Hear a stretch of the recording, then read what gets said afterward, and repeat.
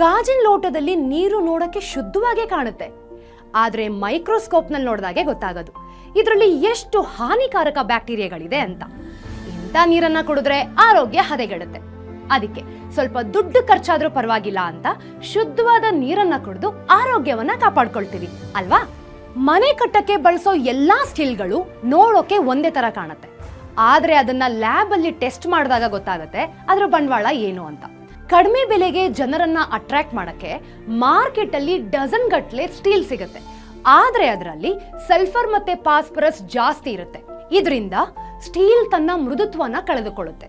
ಮೃದುತ್ವ ಇಲ್ಲದ steel bend ಮಾಡಿದಾಗ ಬಿರುಕು ಬೀಳುತ್ತೆ. ಬಿರುಕು ಬಿಟ್ಟ ಸ್ಟೀಲ್ ತುಕ್ಕಿಗೆ ಆಹ್ವಾನ ನೀಡುತ್ತೆ.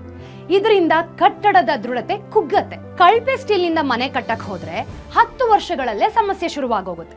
ಇವತ್ತು 5,000 ಉಳ್ಸಕ್ ಹೋಗಿ ನಾಳೆ ಲಕ್ಷಾಂತರ ರೂಪಾಯಿನ ಕಳ್ಕೊಳ್ಬೇಕಾಗತ್ತೆ. ಇದರಿಂದ ಹಣ ಎಲ್ಲಿ ಉಳಿಸ್ದಂಗಾಯ್ತು? ಒಂದು ಚಿಕ್ಕ ಮನೆ ಕಟ್ಟಬೇಕಾದ್ರೆ 50 ಲಕ್ಷ ಖರ್ಚಾಗತ್ತೆ ಅಂತ ಅನ್ಕೊಳ್ಳೋಣ. ಆ ಮನೆ ಕನಿಷ್ಠ ಪಕ್ಷ 50 ವರ್ಷ ಬಾಳ್ಕೆ ಬಂದ್ರೆ 1 ವರ್ಷಕ್ಕೆ 1 ಲಕ್ಷ ಅಂತ ಲೆಕ್ಕ ಹಾಕೋಣ. ಇವತ್ತು ನೀವು ಪ್ಯೂರ್ ಸ್ಟೀಲ್ ನಲ್ಲಿ ಮನೆ ಕಟ್ಟಿದ್ರೆ ಹೆಚ್ಚೆಚ್ಚು ವರ್ಷಗಳ ಕಾಲ ಮನೆ ಬಾಳ್ಕೆ ಬಂದಷ್ಟು ಒಂದೊಂದು ವರ್ಷಕ್ಕೂ 1 ಲಕ್ಷ ಲಾಭ ಅಂತಲ್ವೇ?